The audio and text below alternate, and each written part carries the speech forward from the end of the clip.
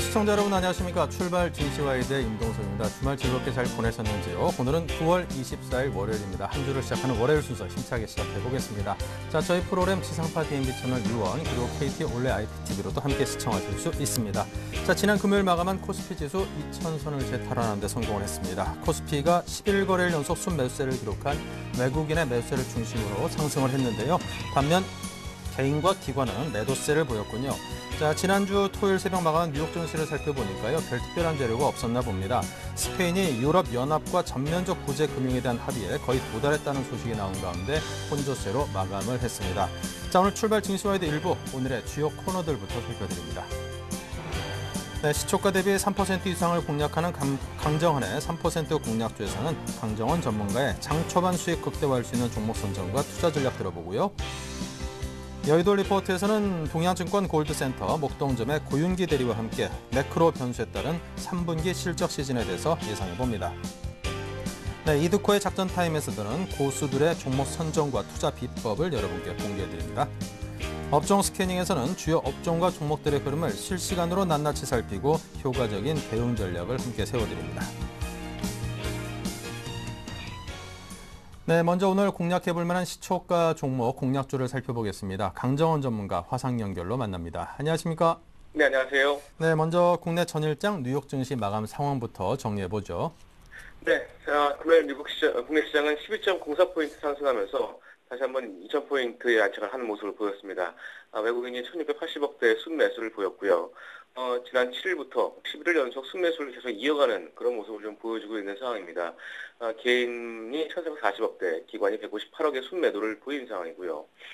전체적으로 업종별로도 이 음식료업과 이 전기, 가스, 의약품 이런 업종들이 좀 상승폭이 큰 상황이었고, 시가 쪽의 사회 종목들 삼성전자가 1.1% 상승하면서 전체적으로 포스코, 현대모비스, 기아차, LG화학 등이 상승하는 그런 모습을 보였고요.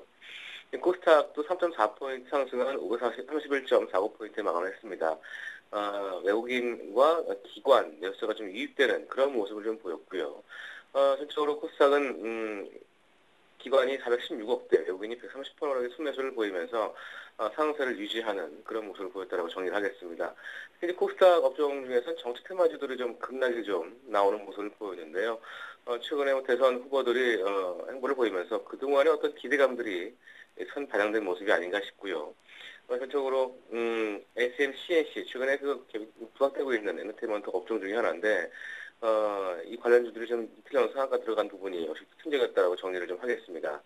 여기 매수 종목으로는 코스피에서 삼성전자와 하나금융지주, 삼성물산, KB금융, 기아차를 순매수하는 모습을 보였고요. 코스닥에서는 CJ ENM, 태광, 개인빌, 안랩, 인터플렉스를 순매수하는 모습을 보였습니다.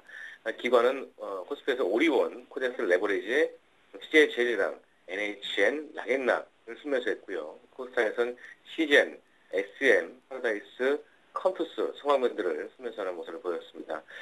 미국 시장은 혼조세를 마감했습니다. 다우지수가 0.13%, 17.4포인트 하락하면서 13,574포인트를 기록했고요. S&P 500 지수도 0.11포인트 하락하면서 나스닥과 더불어서 약보합이 마감을 했다라고 정리를 좀 하겠습니다.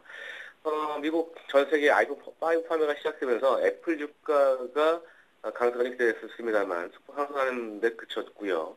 일단 장 초반 뉴욕 증시도 스페인 정부와 유럽 연합이 새 구제금융 프로그램 가능성을 논의 중이라는 보도에 좀 강세를 보였습니다만 일단 전체적으로 이런 부분들 양적 완화에 대한 시중 요소 광고 확대와 글로벌 경제력에 대한 낙관 기대감이 좀 커지면서 전체적으로 좀 유가는 상승하는 그런 모습을 좀 보였고요.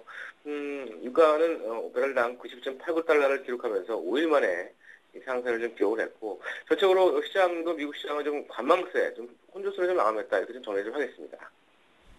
네, 자, 지난주 금요일에 추천해 주셨던 비상교육이 시초가 대비 7.7%나 많이 올랐습니다. 이 종목 참 못 잡은 분들은 아쉬움이 많이 남을 것 같습니다. AS 부탁드리겠습니다. 네, 비상교육 제가 시초가 대비 7% 올랐습니다만 제가 비상교육을 제가 방송을 통해서 한 3번 정도를 시청률로 제시한 것 같습니다. 2015년도까지 디지털 교육, 디지털 교과서가 이제 좀 정착이 될 상황이고 뭐 2014년 내년부터 내후년 지속적으로 지금 디지털 교과서의 가장 큰 수혜주가 비상교육이라고 좀 정리를 하시면 되겠고요. 뭐 최근에 또 대선과 맞물려서 또 이슈가 부각되고 있는 그런 종목 중에 하나라고 좀 정리를 하겠습니다. 올해 실적, 내년도 실적 대비 적정 밸류에서 한 2만 원대까지는 볼 수 있는 그런 종목이고요. 현 주가 11,900원, 11,350원, 11,700원대 있는데 일단 주동시에 매수가 좀 가능하고요. 지금 계속적으로 비상교육은 추세가 살아있습니다. 살아있는 부분 좀 참고하시고요. 계속적으로 관심 종목으로 등록해 놓으시기 바라겠습니다. 네, 자 비상교육에 대해서 들어봤고요. 오늘장 관심 종목은요? 네, 오늘 시가총액은 RF 세미를 지시하도록 하겠습니다. RF 세미는 그 반도체 소자 제조 판매를 주 사업으로 영위하고 있고요. 반도체 칩 개발에서 생산 그리고 장비 기술까지 이 토탈 솔루션을 제공하는 그 반도체 전문 기업입니다. 이 주요 제품은 마이크로폰용 그 ECM 칩이라고 하는데 이거 음성 신호를 전기 신호로 변환시켜주는 그 칩은 그 휴대폰 그 음향 소형 음악 기기에 마이크로폰에 내장되어 사용되고 있고요. 이 전방 산업인 휴대폰 시장의 성장으로 인해서 매년 10% 이상의 성장세를 좀 보여왔고, 이 세계 시장 점유율도 65%로 지금 추정을 하고 있는 그런 상황입니다. 투자 포인트는 두 가지 두시는데요. 첫 번째는 3분기 실적 호전을 둘 수 있습니다. 지금 3분기에 추정 매출을 좀 기록할 것으로 기대를 하고 있는 상황인데, 특히 이제 올 3분기 예상 실적, 매출액과 영업이익 114억과 26억을 전망하고 있습니다. 분기 최대 실적을 올해 기록할 것으로 전망되고 있는 상황이고요. 뭐, 이 고가가치 제품과 더불어서 이 수요 증가, 또 외형 성장도 지속적으로 좀 증가될 것으로 전망되고 있는 부분입니다. 역시 이런 부분과 더불어서 내년도에도 전체적으로 매출액과 영업이익 한 단계 레벨업 될 수 있는 그런 여지가 좀 있다라고 보시면 되겠고요. 두 번째는 기관 매수 유입인데, 이 9월 12일 이후부터 금요일 기준 기관도 11만 주, 많은 물량은 아닙니다만 매수가 들어오고 있는 부분, 역시 이런 부분을 투자 포인트로 제시하도록 하겠습니다. 네, 자 그렇다면 RF세미의 목표가, 손절가 등등에 대해서 잡아주시기 바랍니다. 네, 역시 시초가 대비 3% 이상 제시해드리겠고요. 손절가는 1,700원 짧게 오겠습니다. 17,000원 하에시 손절 대응하시기 바라겠습니다. 네, 자 오늘의 손절가 1,700원으로 좀 짧게 잡으셨고요. 목표가 시초가 대비 3% 잡아주셨습니다. 여러분께서 RF세미에 대해서 잘 살펴보시기 바랍니다. 지금까지 강정원 전문가와 함께했습니다. 감사합니다. 네, 고맙습니다. 네, 자 계속해서 동시효과 상황을 화면을 통해서 함께 보도록 하죠. 네, 지난주 금요일 한 2002선에서 2000선을 재탈환하는 데 성공했던 우리 증시가 오늘은 소폭 밀리면서 거래소가 출발할 듯 보입니다. 1998에서 1997을 좀 왔다 갔다 하는 모습인데요. 개별 종목들의 흐름을 살펴보니까요. 전반적으로 삼성전자라든가 현대차, 포스코, 현대모비스 등등 시가총액 상위 종목들의 상당수가 좀 하락으로 출발할 듯한 모습을 보이고 있습니다. 비교적 LG화학이 1%가 조금 넘게 하락을 해서 낙폭이 큰 편이고요. 현대중공업, 삼성생명, 신한지주 등등 조선 관련주라든가 금융 관련주들이 0.7% 정도의 하락을 보이고 있습니다. 자, 삼성전자, 현대차, 포스코 등은 그나마 하락폭이 좀 적습니다. 포스코, 철강 공급 과잉은 여전히 진행되고 있다는 그런 분석이 제기되고 있는 가운데 0.52% 정도 하락을 해 있고요. SK 하이닉스만이 0.63% 상승으로 비교적 선방하고 있습니다. 좀 더 아래쪽으로 내려가면 모습 괜찮은 종목들이 꽤나 있습니다. KB금융은 오늘 금융주들이 좀 좋지 않은 모습을 그대로 반영하듯 2%가 넘게 하락을 하고 있습니다. 비교적 상당히 큰 폭의 하락이고요. KTNG가 1.44% 상승, NHN, LG전자, SK텔레콤 등등 전반적으로 내수 관련주들이 오늘은 좀 흐름이 상대적으로 괜찮습니다. 앞으로 내수 관련주를 좀 주목해야 된다는 분석에 힘을 싣고 있는 오늘 동시효과 진행 상황이 아닌가 싶고요. 삼성화재, 삼성물산 등등 하락폭에서 벗어나지 못하고 있습니다. LG생활건강이 내수 관련주임에도 불구하고 1.12% 하락을 하고 있고요. 자, 하나금융지주도 1.35% 하락을 하고 있습니다. 반면 고려아에는 오늘 부합으로 제자리 잘 지켜주고 있는 모습입니다. 셀티론이 0.34% 하락하고 있는 가운데 파라다이스가 2.5%, CJ오쇼핑이 1.27% 큰 폭의 상승을 보여주고 있습니다. SM도 1% 올라 있고요. 인터플렉스도 0.56% 상승해 있습니다. 자, 전반적으로 흐름이 코스닥이 코스피보다는 탄탄해 보이는 좋은 모습을 보여주고 있습니다.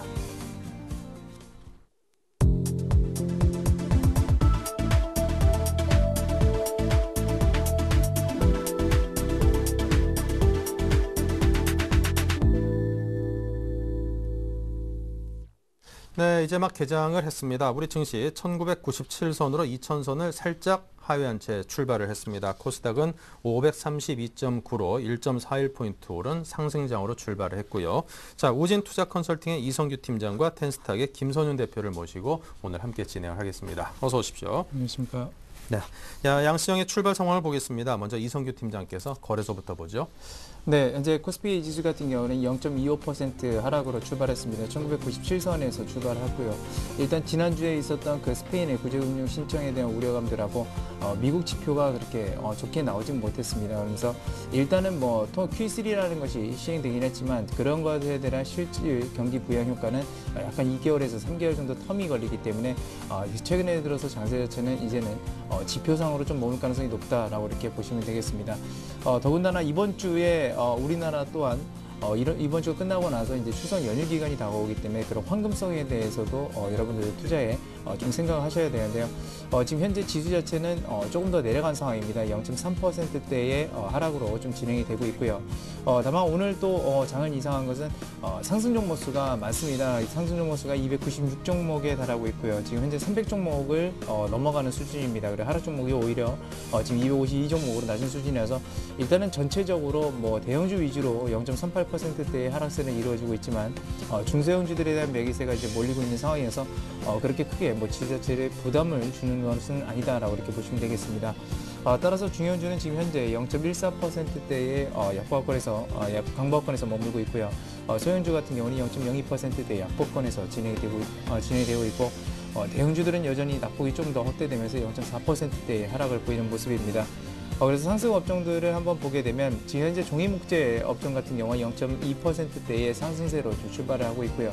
음식료 업종 최근에 내수주도 이렇게 부각을 받으면서 다시 한번 음식료 업종이 0.2%대 오늘 강보합권에서 움직이고 있는 모습입니다. 그 뒤를 이어서 통신업종과 그리고 운수창고 업종 그리고 전기가스 업종들이 유일하게 이제 빨간불을 켜면서 0.1%대의 상승세로 출발하고 있다라고 이렇게 전해드릴 수 있겠고요.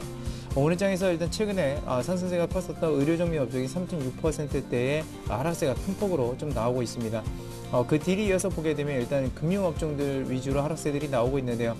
금융업이 0.7%대 하락세, 그리고 증권과 보험이 각각 0.7%대, 그리고 0.5%대의 하락을 보이고 있습니다.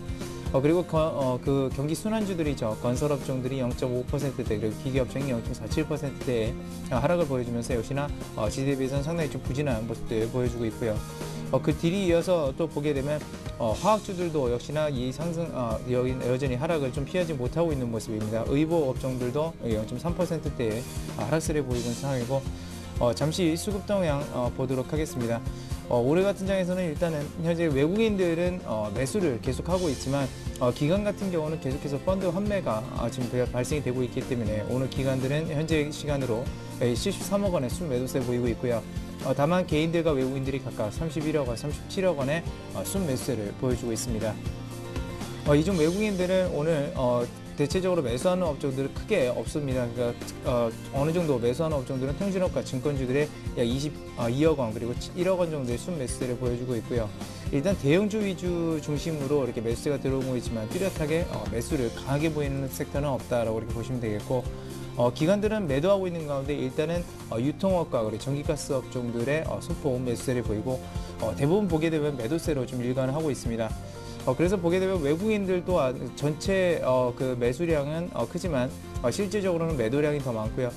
매도량 중에서도 지금 현재 운수장비와 화학업종들에 집중적으로 좀 매도하고 있다는 점, 반대로 지금 개인들 같은 경우는 각각 15억 원의 운수장비와 화학업종들에 매수하고 있는 것으로 좀 판단되면서 일단 지수 자체는 그렇게 크게 반등의 여지는 현재까지는 보이지 않는다라고 이렇게 말씀드릴 수 있겠습니다.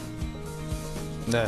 자, 계속해서 코스닥 출발 상황은 김선윤 대표가 정리를 해봅니다. 네, 이번 주 코스닥 상황이 굉장히 좀 중요한 좀 기로에 놓여 있다고 좀 말씀을 드릴 수가 있겠습니다. 차트 부분에서 좀 말씀을 좀 드리고 싶은데, 일단 이 상황에서 보시자면 코스닥 지수가 지금 450포인트에서 다시 한번 550포인트 부근 긴 박스권 돌파를 한번 시도하고 있는 그 모습을 딱 보여주고 있습니다. 그래서 이 주봉 모습에서 한번 좀 확인하실 필요가 있는데, 일봉으로 돌아가서 보면은 과연 이 저점이었던 부분을 뚫고 올라가줘서 다시 한번 550포인트 돌파를 한번 할 수 있느냐는 부분인데, 지금 이 상황에서는 지금 굉장히 지금 상황 자체가 일단은 개인만이 최근 들어서 매수가 좀 집중되고 있는 모습을 보여주고 있고, 기관과 외국인들은 좀 매도가 나아가고 있는 모습. 그래서 일단은 박스권 내에서 이 돌파 여부를 확인할 필요가 좀 있어 보입니다. 그래서 일단 거의 끝물 단계라고 말씀을 드릴 수가 있기 때문에, 지금 단계에서 오히려는 조금은 540포인트가 넘어갈 경우, 이번 주 한 주가 넘어갈 경우에는 조금은 매도 관점으로 접근을 하셔야 되지 않나 좀 판단이 되고 있고요. 만약에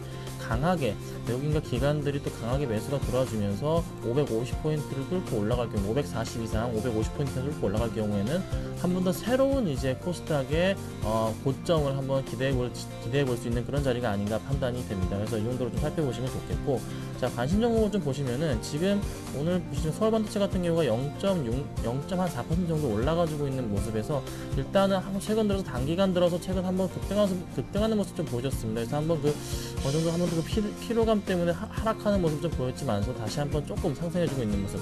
오늘 중요하게 보셔야 될 게 이제 메가스터디, 바로 이제 대선 관련한 종목인데, 메가스터디 같은 경우가 주가 자체가 지금 상당히 오늘 많이 올라주고 있습니다. 지금 최근 들어서 주가 흐름이 굉장히 많이 올라주고 있습니다. 지금 아무래도 대선 영향 받고서 오늘까지 해서 지금 5일째 상승하는 모습을 좀 보여주고 있습니다. 그래서 당분간의 흐름, 대선 관련 너무 비상교육도 잘 가지고 있듯이 일단 이쪽 관련주들을 한번 눈여겨보면 되지 않을까. 일단 차트상 자리에도 굉장히 이쁜 자리 놓여있기 때문에 드디어 한번 반등해주지 않을까 생각은 됩니면서도, 일단은 그래도 한번 만약에 이 종목 자체가 고점 부분에 단기적인 그 피로감 부분이 해당하는 부분이 바로 이 부분이죠. 8만원 부분에 한번 도달한다면 한번 매물대가 두텁기 때문에 매도 가능성이 있다는 거 좀 참고하시고 대응하시면 좋을 것 같고요.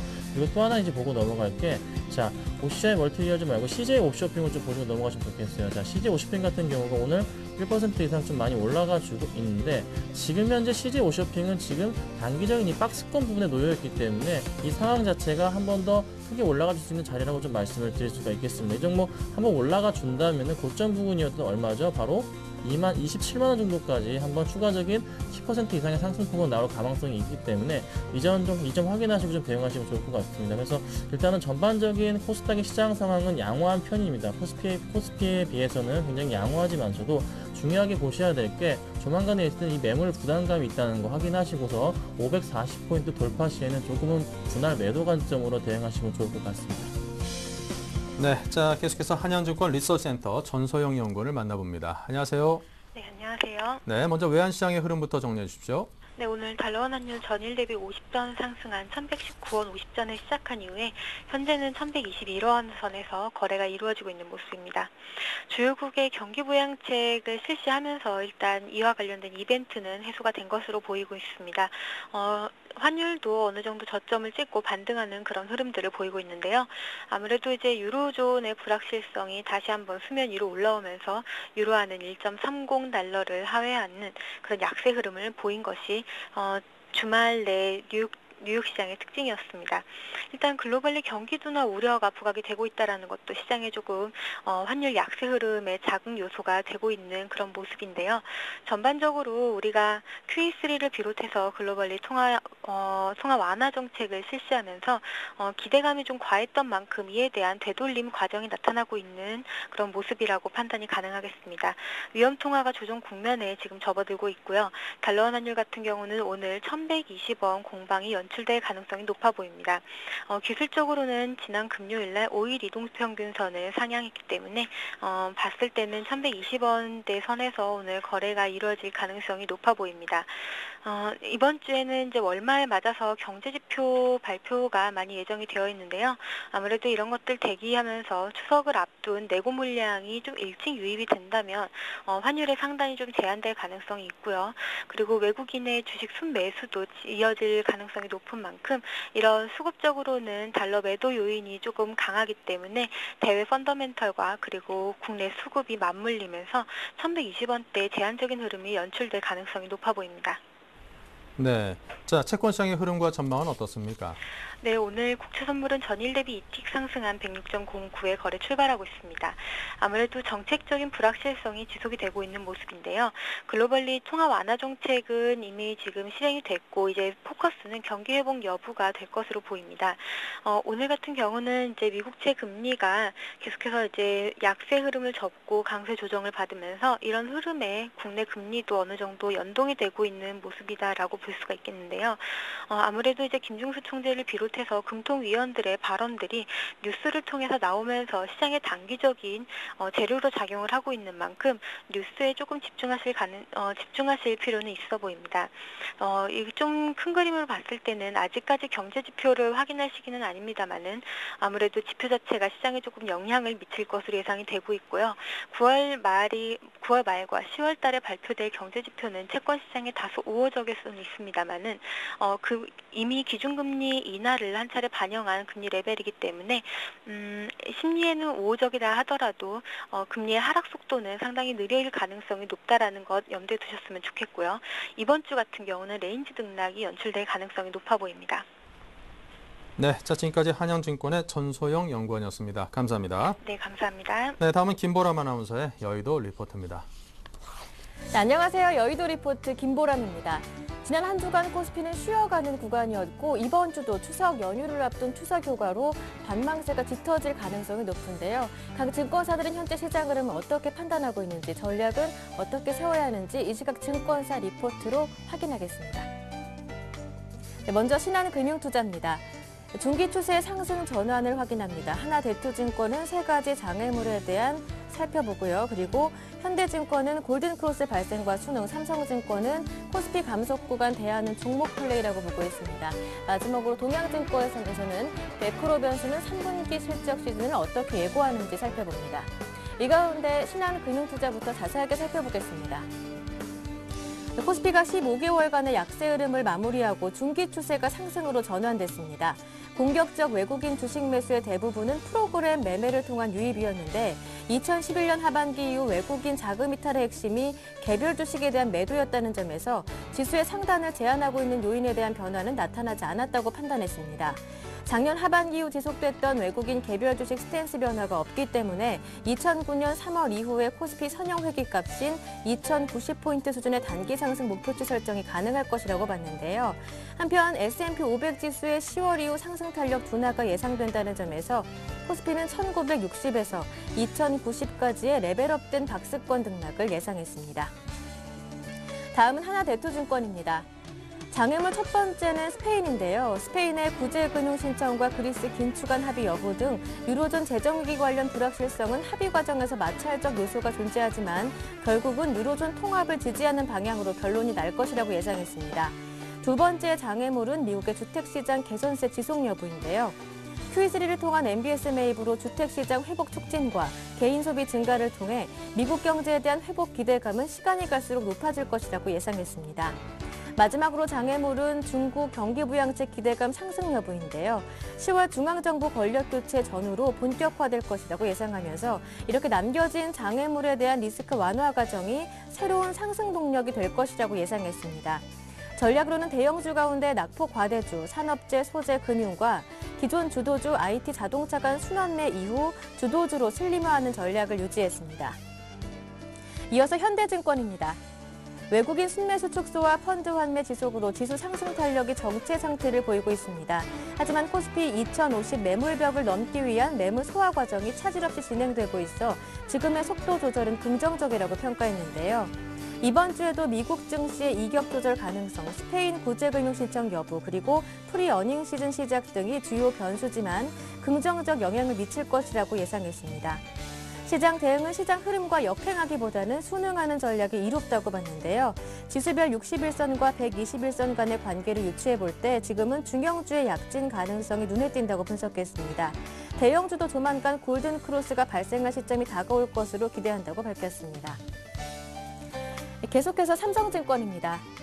정책 기대감의 선반영, 추가 상승 모멘텀 부족, 지속되는 정치 리스크로 QE3 효과는 예상보다 약했습니다. 하지만 이런 점들이 지수의 상단을 제약할 수는 있지만 상승 추세를 꺾을 만한 재료는 아닌 것으로 판단되기 때문에 당분간 상승 추세는 지속될 것이라고 전망했는데요. 즉 가격 조정보다는 건전한 기간 조정의 성격이 강해 보인다고 판단했습니다. 삼성증권은 코스피가 10월 중으로 연중 최고치에 도전하는 흐름을 전망하고 있으며 기업 실적 둔화 우려가 상당 부분 시장에 반영돼 3분기 실적 시즌이 중립 이상의 모멘텀이 될 것이라고 판단했습니다. 네, 이어서 동양증권, 지금까지 여의도 리포트였습니다.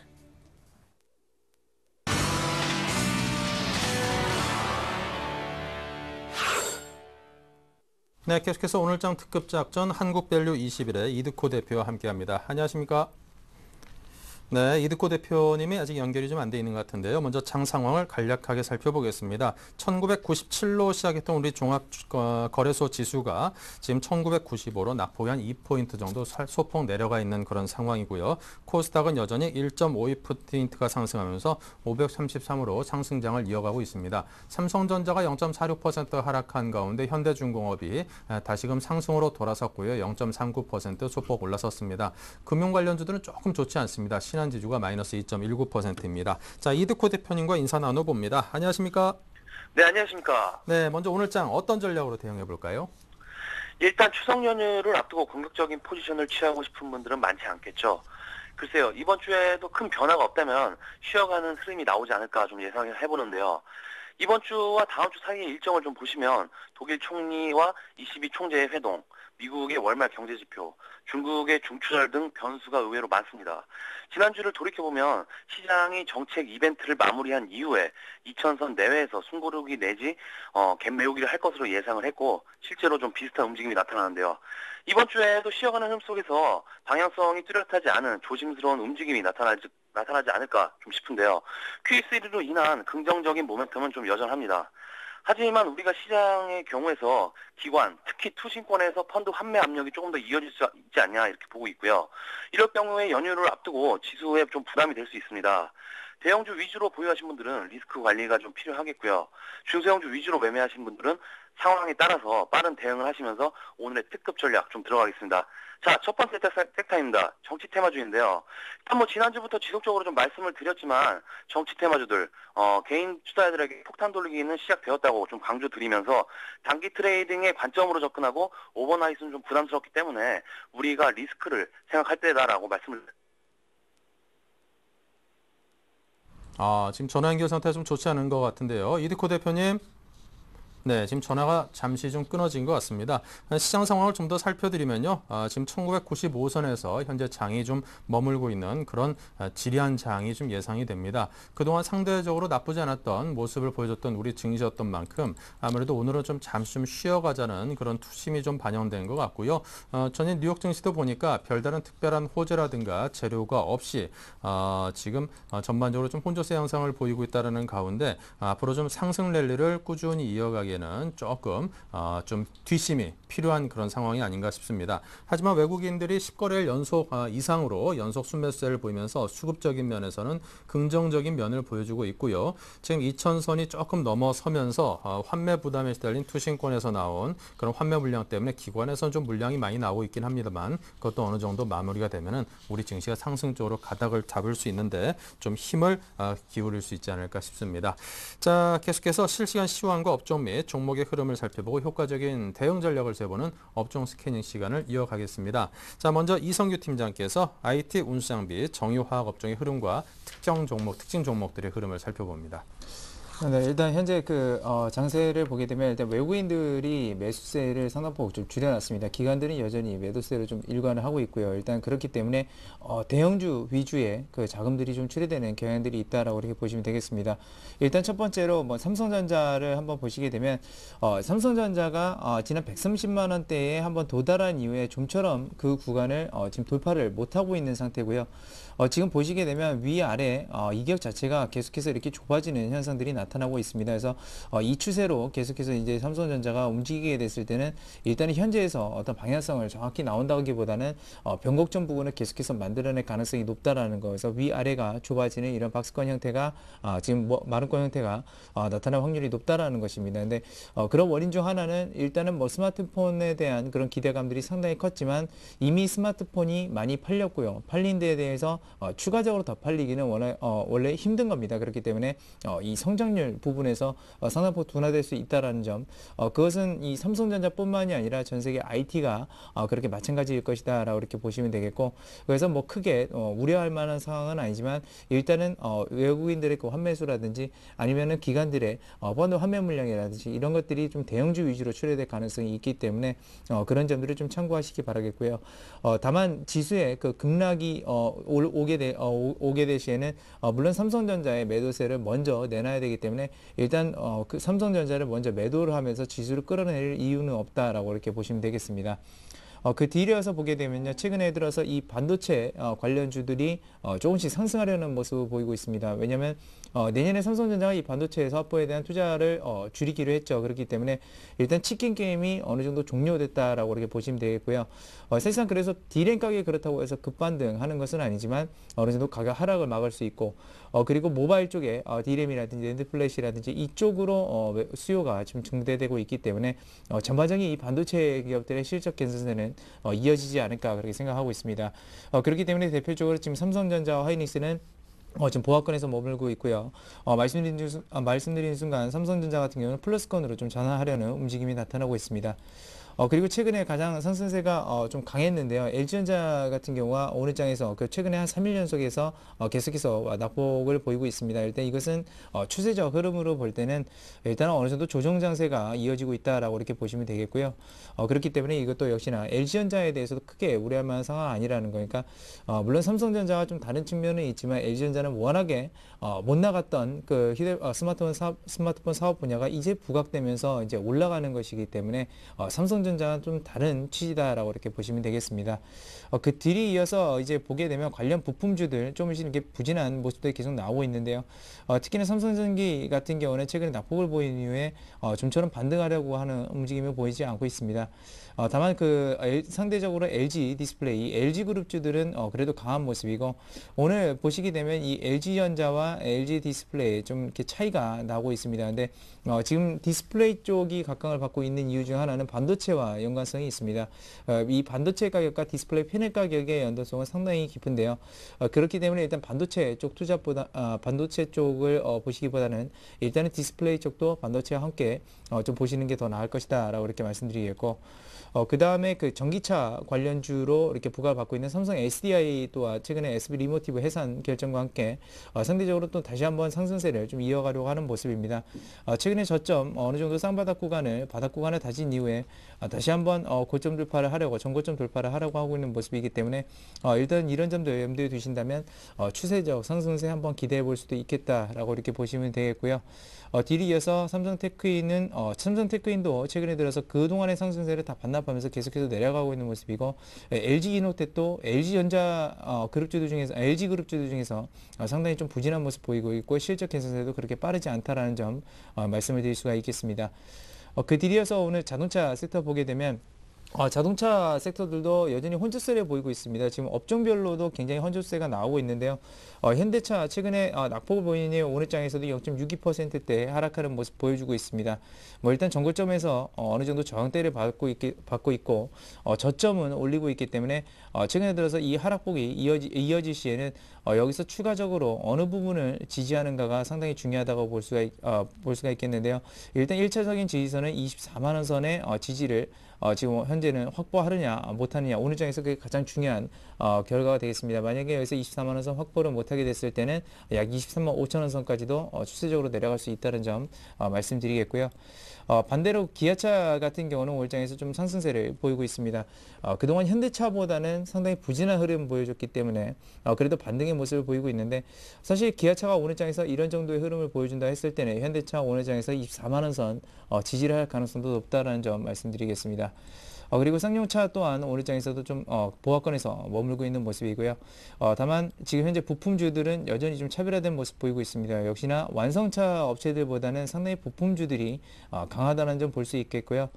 특히나 현대위아 같은 경우는 최근에 들어서 이 방산주와도 연결이 돼 있죠. 그러다 보니까 상대적으로 상승폭이 굉장히 컸습니다. 북한과의 그 문제라든지 아니면 중국과 일본과의 관계라든지 그런 문제들이 위화감으로 조성되면서 현대위아는 보통 자동차 부품주보다 추가적으로 좀 많이 상승한 경향이 있어서 상대적으로 지금 조정폭이 더 깊다라고 이렇게 보시면 되겠고요.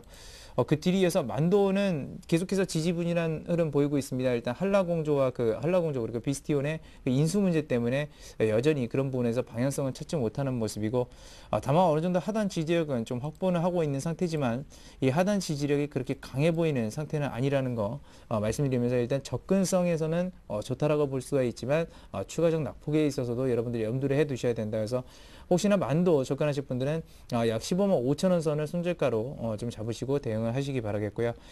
그 뒤를 이어서 보게 되면 일단 오늘 장에서 한라공조는 전일에 지금 만도와 이어지는데요. 역시나 보시게 되면 만도와 이 한라공조 비슷한 흐름들 나타나고 있습니다. 그래서 일단 한라공조가 어느 쪽으로 인수가 되든지 무슨 해결이 돼야지만 만도도 방향성을 찾을 것이다라는 점 참고적으로 또 말씀드리겠고, 이 세종공업이 최근에 굉장히 강한 모습 보이고 있습니다. 그리고 평화전공이라든지 이 중소형 부품주들 부각을 못 받은 상태에서 지난주에 큰 폭으로 움직였고요. 그 부각을 받은 상태에서 일단은 현재 오늘장 조정장은 나오고 있지만 조정에서는 한 번쯤 매수해 볼 만한 그런 밸류에이션을 갖추고 있다. 그래서 세종공업과 평화전공을 이 자동차 부품주들로 한번 관심 있게 보시기 바라겠습니다. 그리고 조선중공업 업종들 최근에 유럽 위기감도 어느 정도 해소된다는 기대감에 상승하는 모습 보였고요. 여전히 그 조정은 피할 수 없는 상황입니다. 하지만 지수가 보통 이 정도 하락하게 됐을 때 최근에 그 조선중공업들의 그 변동성을 보게 되면 사실상 더 큰 폭의 하락이 나와야 되는데 지금 큰 폭의 하락이 나오고 있지 않다는 것은 일단은 그런 부분에 있어서 물론 종목 간의 차별화도 있습니다. 하지만 어느 정도 저가 매수에도 유효한 시점이기 때문에 아직 유럽 위기가 다 해결된 건 아니지만 어느 정도 저가 매수대로 단기적으로 좀 접근해 볼 만한 것도 조선중공업 업종이다라고 보시면 되겠고, 그다음에 정유화학 업종들이 있는데요. 오늘 장에서 상대적으로 굉장히 안 좋습니다. 특히나 정유주들은 정제 마진이 어차피 3분기에 일단 그 재고 소진을 하게 나게 되면 그런 부분들이 지금 유가가 다시 한번 높아진 경향이 있기 때문에 정제 마진이 낮아지게 됩니다. 그리고 유가가 추가적으로 올랐으면 4분기도 한번 기대해 볼 수 있겠지만 그런 부분들이 여전히 우려감으로 좀 존재하고요. 유가가 크게 여기서 상승할 만한 이유는 현재 없습니다. 양적 완화를 한다고 하더라도요.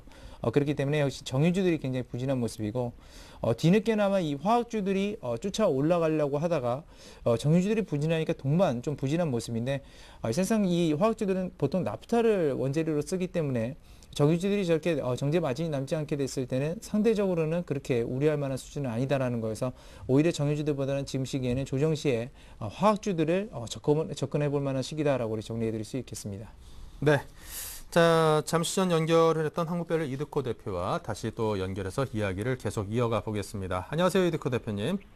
예, 저 연결이 잠시 좋지 못했습니다. 그런가 봅니다. 예. 자, 아까 듣던 얘기를 계속 이어주십시오. 시청자분들께서 매우 궁금해하면서 기다리고 계셨습니다. 예, 첫 번째는 정치 테마주들 위주로 좀 말씀을 드렸고요. 자, 두 번째 섹터부터 좀 시작을 하겠습니다. 네. 스마트 그리드 관련주입니다. 누리텔레콤과 피에스텍, 옴니시스템이 스마트 그리드 관련주로서 전일 좀 상한가를 기록했죠. 일단 뭐 명분은 안 후보의 대선 정책에 스마트 그리드가 포함됐다고 좀 알려지면서 에너지 분야에서 원자력 발전을 축소하고 스마트 그리드 같은 신재생 에너지를 확대할 것이라는 내용입니다. 일단 우리가 여기서 중요한 것이 있습니다. 뭡니까? 바로 정책성이라는 내용이죠. 앞에서 설명드렸듯이 금요일에 하한가 급락을 갔던 종목들은 대부분 인맥 관련주로서 하한가를 갔었죠. 하지만 신공항이라든지 스마트 그리드, 복지 이런 정책성 테마는 아직 죽지 않고 새로운 모멘텀으로 인한 상승을 만들어가고 있다라는 진행형의 내용이다라는 것입니다. 그러면 이제 섹터로 다시 들어가서 스마트 그리드 관련주들을 보시면 옴니시스템 일단 뭐 61선을 돌파하는 상한가가 나오면서 대량 거래가 터졌습니다. 오늘도 뭐 점상한가로 강한 흐름인데 일단 중요한 것은 추격을 하냐 눌림에서 잡냐가 가장 큰 핵심이겠죠. 일단 세 종목 모두 점상한가에 있기 때문에 현재로서는 매수가 좀 힘들어 보이고요. 눌림목을 줄 때 좀 매수하는 전략으로 세 종목 모두 체크하시면서 관련주 좀 보시기 바라겠습니다. 마지막 섹터 나홀로 관련주입니다. 정치 테마주들이 급락을 할 때 나홀로 테마주들 중에서 상승을 하면서 개인 투자자들에게 주목을 좀 받았습니다. 대표적으로 세트랙아이, 한양ENG, 피츠로테크 뭐 이런 종목들이 있는데 다음 달에 있을 나로 3차 발사에 대한 기대감으로 상승하는 모습이죠. 일단 뭐 기술적으로 들어가 보시면 현 구간이 61선에서의 반등 구간이죠. 눌림목에서의 2차 상승 구간인데 일단 세 종목 모두 전고점까지 돌파가 가능하지 일단 판가름하는 게 중요하겠죠. 일단 주봉과 월봉 모두 아직까지는 살아있는 모습인데 보조 지표들도 잠깐 흔들리는 모습은 좀 나왔었습니다. 하지만 상승 진행형으로 보셔도 무방하겠지만 우리가 눌림목에서는 리스크 관리가 필수인 만큼 61선에서의 전고점 돌파형인지 아니면 단기 트레이딩 구간인지 확인하시면서 60일 이평의 이탈 여부를 두고 판단할 수 있겠죠. 그렇다면 매매를 한다라고 했을 때 마찬가지로 기준선을 60일 이평으로 두시면서 매매에 임하시면 되겠고요. 방망이 짧게 잡고 전고점 근접까지 목표가 잡고 베팅하시기 바라겠습니다. 오늘 작전 타임은 여기까지입니다. 네.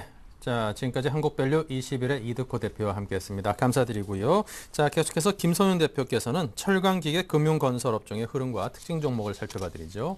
네, 일단은 철강 금속부터 보고 가도록 하겠습니다.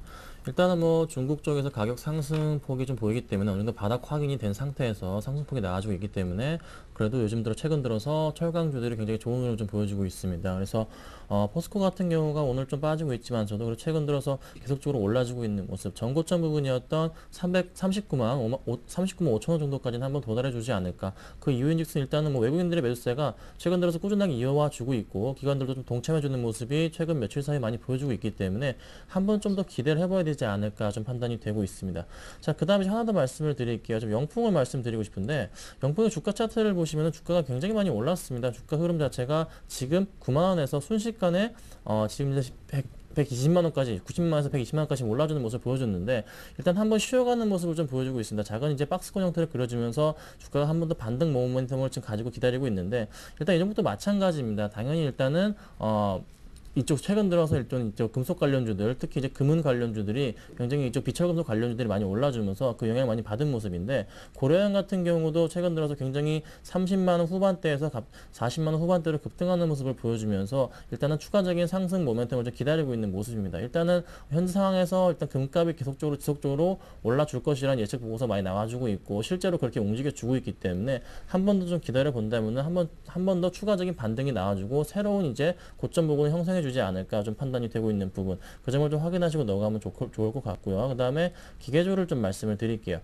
자, 오늘 좀 두산 인프라코어가 좀 상당히 많이 빠집니다. 지금 3% 이상 좀 급락하는 모습을 보여주고 있는데 일단은 이제 미국과 그 다음에 또 미국 리쇼어링에 대한 기대감과 그리고 중국에 대한 인프라 확장에 대한 그 기대감으로 인해서 주가가 최근 단기 반등하는 모습을 좀 보여줬습니다. 그래서 단기 고점 부근이었던 부분을 지금 뚫고서 좀 올라가는 모습을 좀 보여주다가도 다시 한번 깨져버리는 모습, 다시 19,500원 아래로 좀 내려와 줬는데 일단은 좀 장기적인 추세로 봤을 때는 크게 문제는 없지 않나 좀 판단이 됩니다. 근데 일단 오늘 상당히 많이 깨져버리기 때문에 투자하신 분들이 상당히 좀 불안하실 수가 있어요. 하지만 조금 더 기다려보자. 일단은 오늘 같은 장에서는 좀 많이 빠지지만서도 좀 기다려보자. 그럴 이유 중에 하나가 일단 최근 들어서 외국인의 매수세가 굉장히 강하게 좀 많이 들어와 줬기 때문에 조금 기다려봐도 일단 외국인의 매도세가 나오기 전까지, 크게 나오기 전까지는 한번 좀 참아보신 이후에 대응하시면 어떨지라고 좀 말씀을 드리겠습니다. 자, 그 다음 이제 보고 넘어가야 될 종목이 빼놓을 수가 없는 종, 두산중공업 넘어가도록 하고, 자, 한라공주도 오늘 상당히 많이 빠집니다.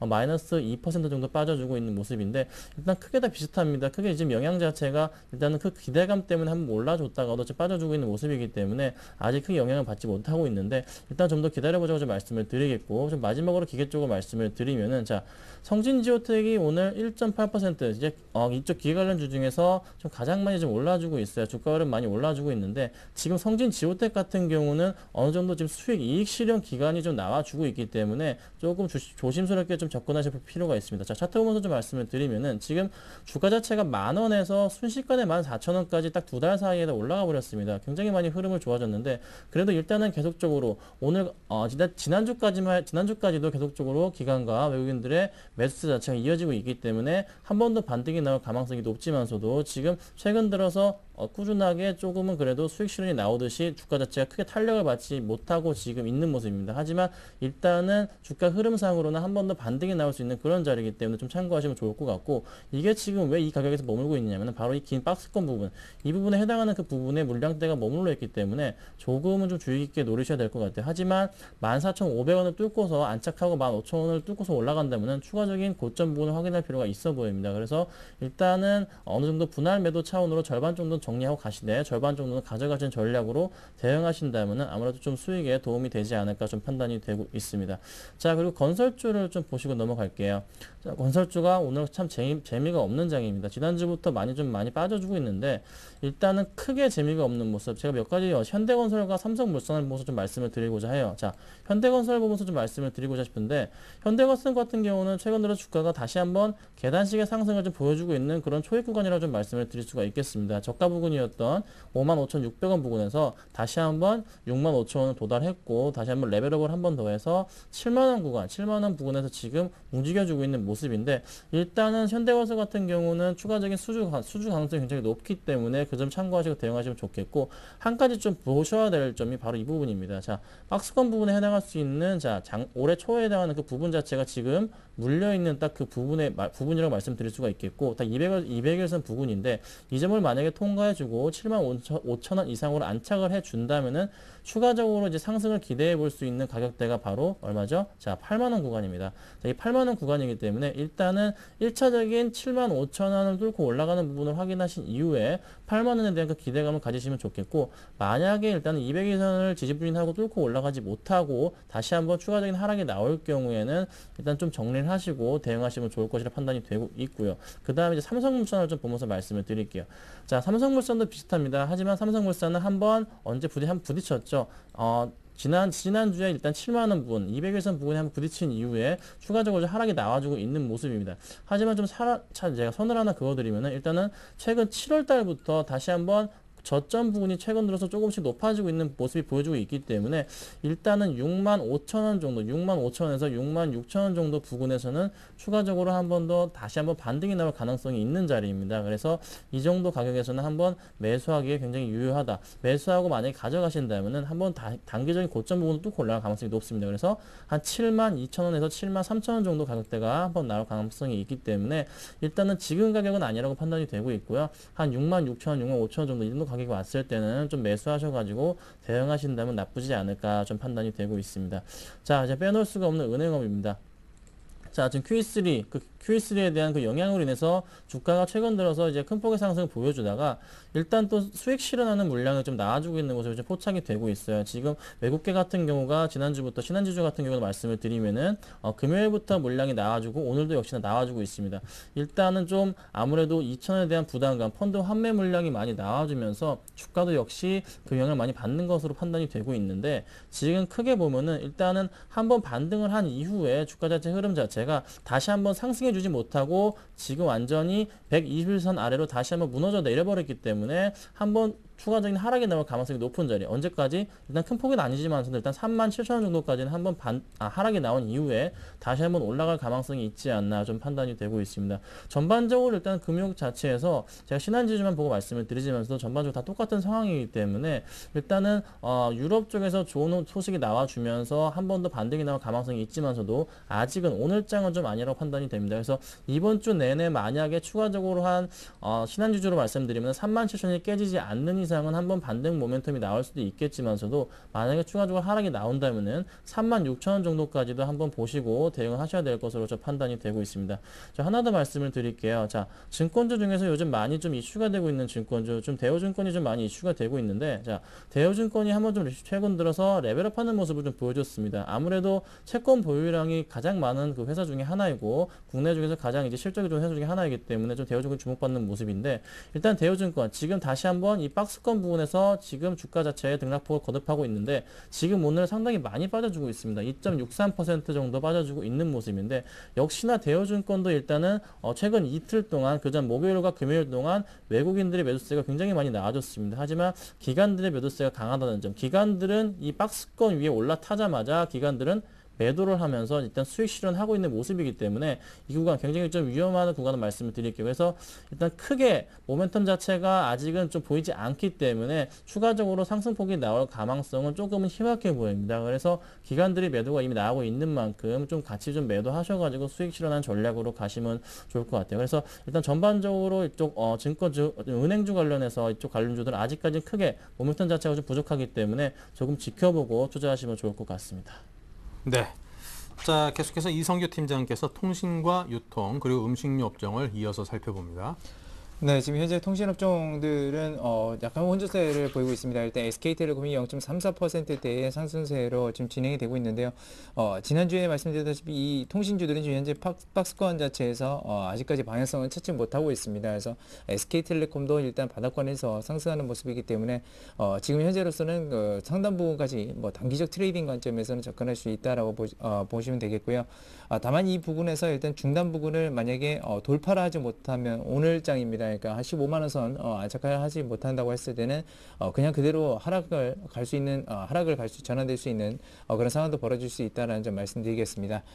뒤에서 뭐 KT도 마찬가지죠. KT 같은 경우도 최근에 상승세를 보이고 있지만 여전히 저항고점 부근을 돌파할 수 있을지는 의문입니다. 지금 통신주들 자체가 수익성이 지금 그렇게 크게 대폭으로 향상되고 있는 것이 아니기 때문에 추가적 매수에 대해서는 좀 여전히 의문이 있고요. 다만 그 배당이라는 성격들이 있기 때문에 그런 부분들이 좀 추가적 하락을 좀 막아주고 있다라고 보시면 되겠습니다. 상대적으로 오늘 LGU 플러스 같은 경우는 그 이전에 고점 돌파한 이후에 상당히 부진한 흐름을 보여주고 있는데요. 여타 그 통신주 대비해서 상당히 오버퍼폼했죠. 물론 LTE 뭐 선두주자 그런 건 있지만 SK텔레콤이나 KT가 그런 것들을 또 안 하는 것도 아닙니다. 그래서 그런 점들이 약간은 오버슈팅 나오고 상대적으로 좀 낙폭을 나올 수 있다라는 점에서 지금 현재 지지선이라 볼 수 있는 약 7,100원 선을 이탈할 시에는 추가적인 낙폭이 또 나올 수 있다는 점 말씀드리겠고요.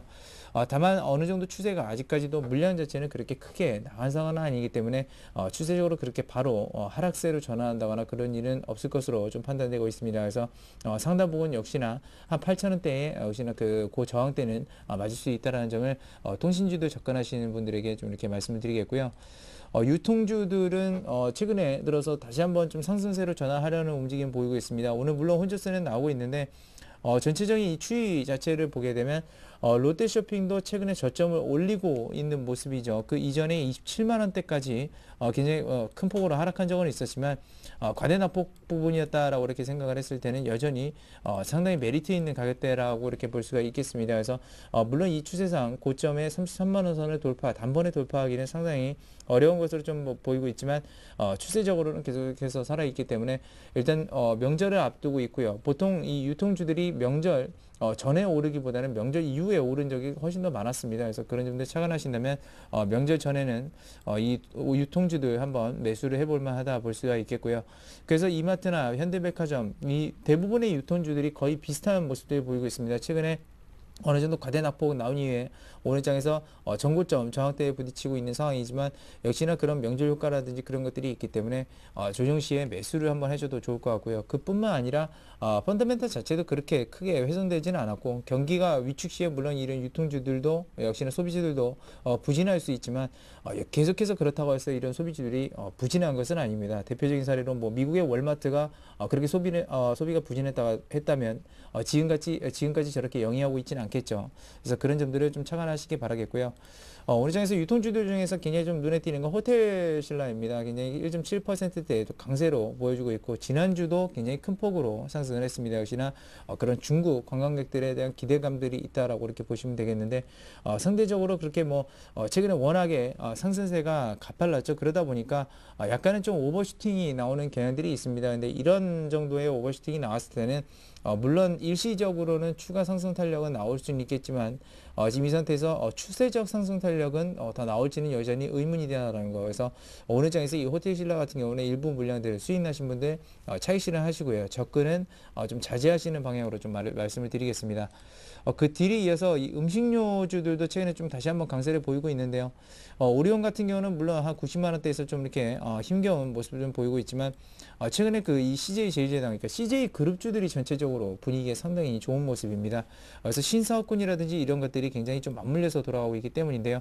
CJ 제일제당 정고점 돌파하면서 굉장히 강하게 상승세를 밀어 올리고 있는 모습입니다. 근데 물론 설탕을 주력 사업으로 하는데 이 설탕 자체는 전 세계에서 소금보다 훨씬 더 많이 쓰입니다. 그래서 그런 점도 착안하셔서요. 역시나 이 유통주들 좀 접근하셨으면 좋겠고 국제 유가가 어느 정도 상승 탄력을 줄이고 원달러 환율이 떨어지고 있기 때문에 이 내수주들에 대한 수혜가 상당히 클 것이다라고 이렇게 보는 측면 말씀드릴 수 있겠습니다. 네.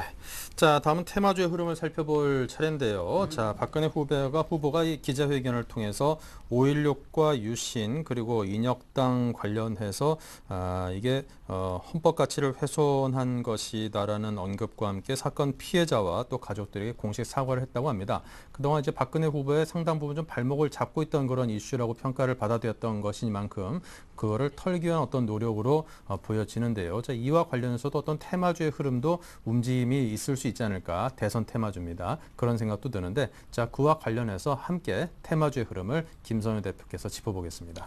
네, 이제 박근혜 관련주 이제 오늘 일단은 크게 한번 이제 털고 가자. 일단 큰맘 먹고 말씀하신 것 같은데 일단 크게 움직임 없습니다. 대부분의 박근혜 관련주들은 오늘 다 하락폭을 키워가고 있는 모습입니다. 그래서 일단은 정책적인 측면보다는 일단은 박근혜 후보 관련주들이 한번 큰 폭의 상승도 아직 크게 나와주고 있지 않기 때문에 살펴보시면 좋을 것 같은데 오히려 일단은 안철수 관련주들 중에서 안철수 원장이 국민대학교 무선 이제 로봇 자동차 관련주 관련해가지고 국민대학교를 들어갔는데 그와 관련해서 로봇 관련주들이 오늘 굉장히 많이 올라주고 있습니다. 보시면 아시겠지만서도 자 오늘 AD칩스랑 유진 로봇 그리고 동구 로봇이 지금 상한가에 안착한 모습 일단은 무인 로봇에 대한 그 기대감이 있기 때문에 아무래도 방문 효과로 인해서 이쪽 로봇 관련주들이 당분간은 좀 큰 폭의 상승 나와주지 않을까. 일단은 그래도 내일까지는 보시고 대응하시면 좋겠고 큰 폭의 상승보다는 그래도 하락폭에 초점을 맞추시고서 어떤 수익 실현 차원에서 오늘이나 내일 중에 좀 정리하시면 되지 않을까 좀 판단이 되고 있습니다. 네, 자 이렇게 해서 테마주를 살펴봤고요. 다음은 KIC 투자자문의 김성원 이사를 전화 연결합니다. 안녕하십니까? 네, 안녕하십니까? 네, 현재 시장 상황에 대한 시각이 어떠신지요? 네, 미 증시는 특별한 재료 없이 혼조세 마감했고 현재 코스피는 11포인트 하락한 1990포인트를 나타내고 있습니다. 전기가스, 의약품 등이 강보합인 가운데 의료정밀, 비금속, 건설, 증권 등이 대부분 약세입니다. 3분기 영업이익 상승이 강할 것으로 업계에서 전망하고 있는 쪽은 에너지, 산업재, 헬스케어, 통신, IT 업종 등입니다. 그러나 4분기에는 대부분 업종에서 이익 성장이 둔화될 것으로 예상되는 만큼 신규 매수는 실적 개선주에 집중하실 필요가 있겠습니다. 네, 자 오늘 소개하실 회사는 어디일까요? 네, 97년 설립된 국내 1위 임플란트 회사 오스템 임플란트입니다. 해외에서 가파른 성장세를 보이고 있는데 2008년까지만 해도 해외 매출액은 341억 원에 그쳤지만 지난해는 2배가 넘는 682억 원까지 늘었습니다. 같은 기간 국내 매출액이 오히려 감소한 것과 대조적인 모습입니다. 특히 연관 제품을 제외한 순수 임플란트만 놓고 보면 올해 이미 해외 매출이 국내 매출을 300억 원 이상 앞서고 있습니다. 중국의 경우 시장 점유율 33.3%로 1등을 달리고 있어 큰 성장 동력이 될 것이라는 분석입니다. 네, 자 오스템 임플란트 10년 안에 글로벌 1위 임플란트 업체로 성장하겠다는 목표를 세워놓고 있다고 하는데 자 어떨까요? 네, 미국, 중국, 일본 등 19개 해외 법인이 있으며 연내 터키의 20번째 해외 법인을 설립할 예정입니다. 중장기적으로 브라질, 아르헨티나 등 중남미와 중동 국가의 교두보로 활용할 계획이라고 합니다. 현재 글로벌 시장에서 오스템 임플란트 순위는 6위지만 꾸준히 해외 시장 점유율이 늘고 있고 1위 스위스 스트라우만과 비교할 때 제품 품질까지 동등한 수준이라며 꾸준한 투자와 확대를 통해서 이러한 목표를 달성할 것이라고 합니다. 네, 자 그렇다면 오스템 임플란트 구체적인 투자 전략은요? 네, 현 주가는 PER 35배, PBR 4.6배로 밸류에이션은 약간 고평가입니다. 고령화와 함께 헬스케어주로 주목을 받고 있는 오스템 임플란트는 최근 중국의 임플란트 시장 확대 분위기 속에 주가도 크게 올라서 지난해 말 12,450원이던 회사 주가가 27,000원대까지 뛰어오른 상태입니다. 아직 상승 추세 유효한 것으로 보이고 직전 고점인 28,000원대 중반에서 차익 실현하시길 권고합니다. 매수가는 25,800원에서 26,200원, 목표가 28,500원, 손절가 24,400원 제시합니다. 네, 자 지금까지 김성원 이사와 함께 오스템 임플란트 들어봤습니다. 감사합니다. 감사합니다. 자 그리고 이성규, 김선윤 두 분의 전문가가 지금까지 함께 수고해 주셨고요. 역시 감사드립니다.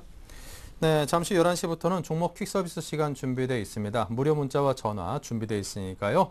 이 번호로 여러분께서 많은 참여 부탁드리고요. 블로그에도 관심 가져주십시오. 잠시 후 2부에서 뵙겠습니다.